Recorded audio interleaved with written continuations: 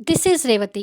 Video చూస్తున్న వారికి likes, కామెంట్స్‌తో support చేస్తున్న వారికి థ్యాంక్ యూ సో మచ్. 'ఓ ప్రేమ ఓ పగ' ఎపిసోడ్ నంబర్ 277. ఆఫీస్ క్యాబిన్‌లో ఉన్న విక్రమాదిత్య గారు దీర్ఘంగా ఆలోచిస్తూ, అసలు పెళ్ళాలతో సినిమాకి వెళ్ళాలి అనుకున్న ఆ ముగ్గురిని ఎలా దెబ్బ కొట్టాలి అనే విషయంపై ఆలోచిస్తూ అటూ ఇటూ తిరుగుతుంటాడు. ఓ పక్కన నిలబడ్డ పిఏ చక్రవర్తి వారిని చూస్తూ, మీరు ఇంతగా ఆలోచిస్తున్నారంటే అది ఖచ్చితంగా ఏదో ఒక ప్రాజెక్ట్ అయి ఉంటుంది. ఇంతకీ ఏ ప్రాజెక్ట్ గురించి ఆలోచిస్తున్నారు సార్ అని అడుగుతాడు.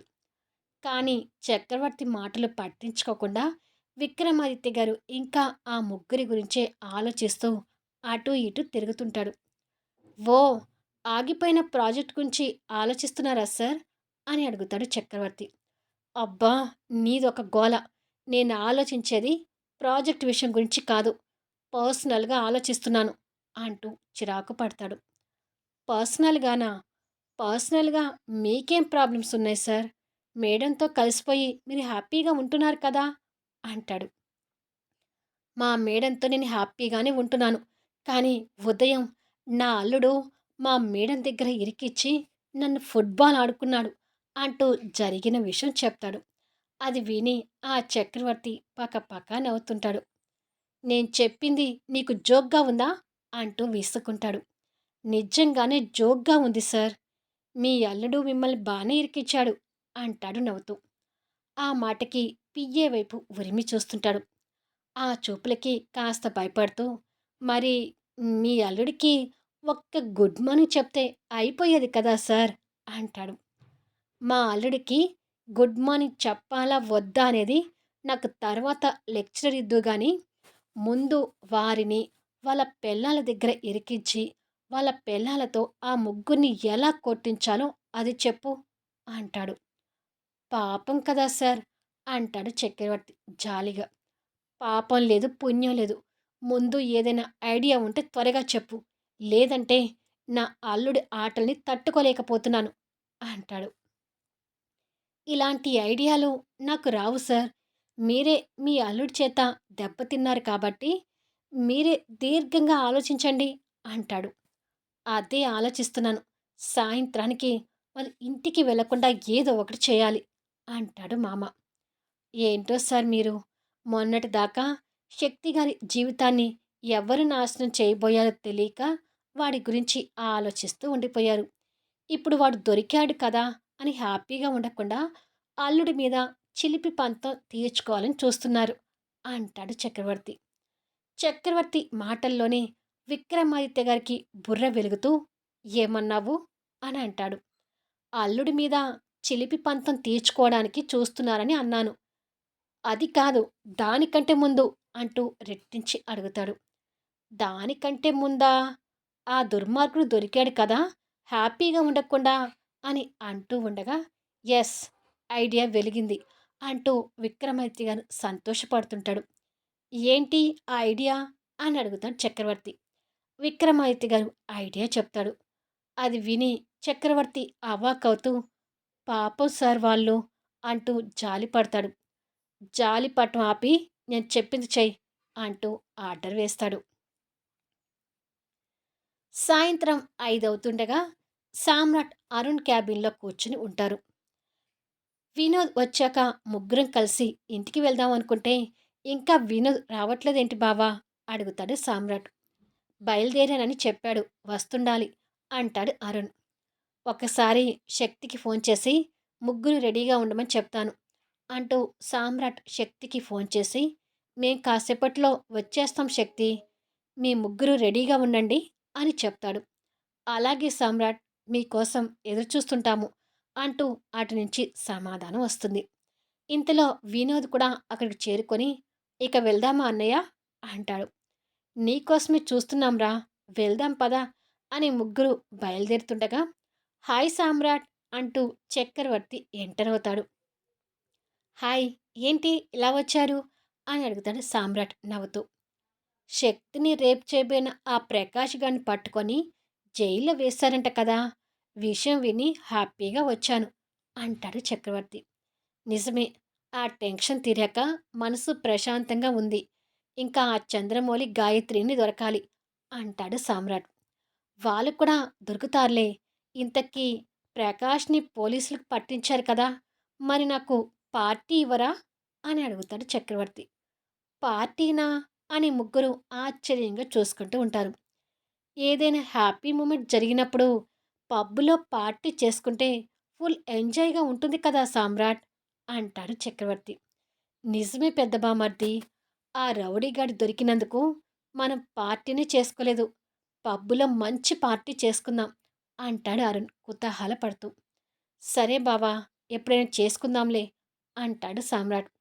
ఎప్పుడో కాదు సామ్రాట్, నేను పార్టీ కోసమే ఇక్కడికొచ్చాను. ఇప్పుడే నాకు పార్టీ ఇవ్వాలి అంటాడు చక్రవర్తి. ఇప్పుడా? ఇప్పుడు మేము మా వైఫ్‌తో సినిమాకి వెళ్ళాలని అనుకుంటున్నాము అంటాడు సామ్రాట్. సినిమాకి ఇంకా టైం ఉంది కదా! 5 నిమిషాలు పబ్బులో ఎంజాయ్ చేద్దాం. కాకపోతే మీరు డ్రింక్ చేయకండి. నేనొక్కడినే తాగుతాను. నా కంపెనీకి మీ ముగ్గురు ఉండాలి అంటాడు. అసలు పబ్బులో పార్టీలు ఎలా ఉంటాయో నాకు తెలీదన్నయ్య. ఒకసారి వెళ్లి చూడాలనిపిస్తుంది అంటూ వినోద్ ఉత్సాహపడతాడు. పాపం వినోద్‌ని ఎప్పుడు పసిపిల్లవాడిలాగానే చూస్తావు సమ్రాట్. ఇప్పుడు వినోద్ కూడా పెళ్ళై పెళ్ళాం వచ్చింది. వినోద్‌ని కూడా పబ్‌కి తీసుకెళ్దాం అంటాడు అరుణ్. ప్లీజ్ అన్నయ్య, ఈ ఒక్కసారి అంటూ వినోద్ రిక్వెస్ట్ చేస్తుంటే, సరే కానీ చక్రవర్తి ఒక్కడే డ్రింక్ చేస్తాడు. మనం ఏమి డ్రింక్ చేయొద్దు. మళ్ళీ ఇంటికి వెళ్తే మన పెళ్ళాలు ఊరుకోరు అంటాడు సామ్రాట్. అప్పుడు మాత్రం బుద్ధిగా సరే అంటారు.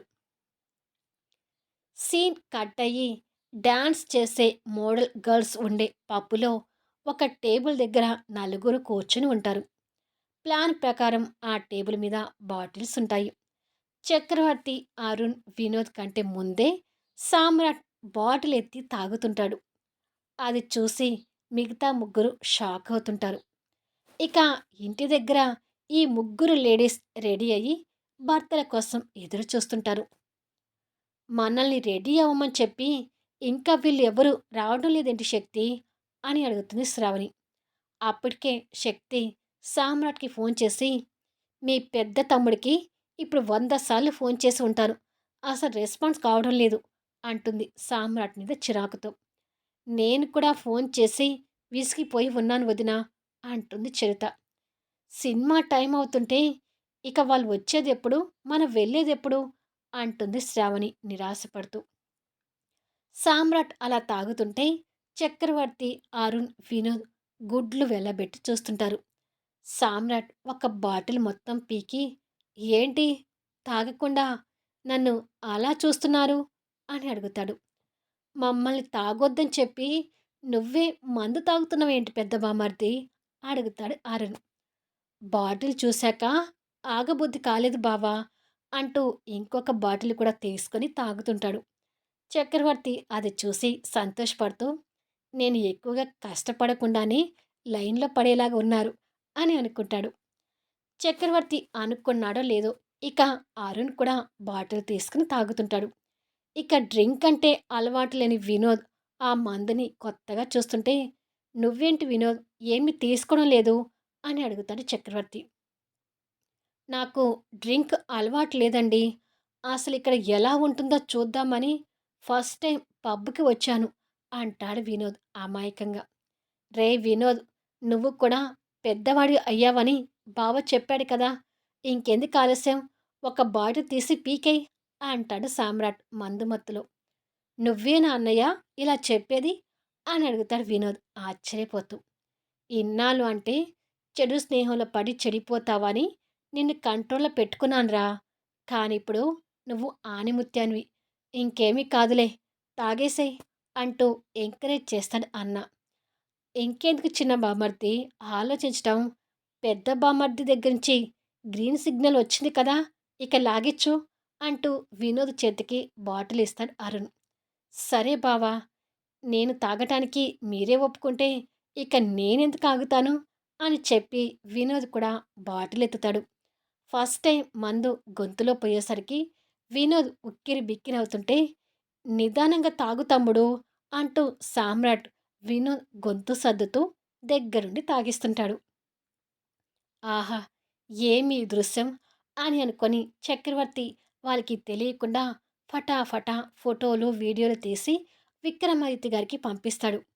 ఆ ఫోటోల కోసమే ఎదురు చూస్తూ కాలు కాలిన పిల్లిలా తిరుగుతున్న విక్రమాదిత్య గారికి ఆ ఫోటోలు చేరతాయి. విక్రమాదిత్య గారు ఆ ఫోటోలు చూసి కాస్త కంగారు పడుతూ, మరీ ఎక్కువ తాగేలా చేయకు, మరి ఆరోగ్యాలు పాడైపోతాయి.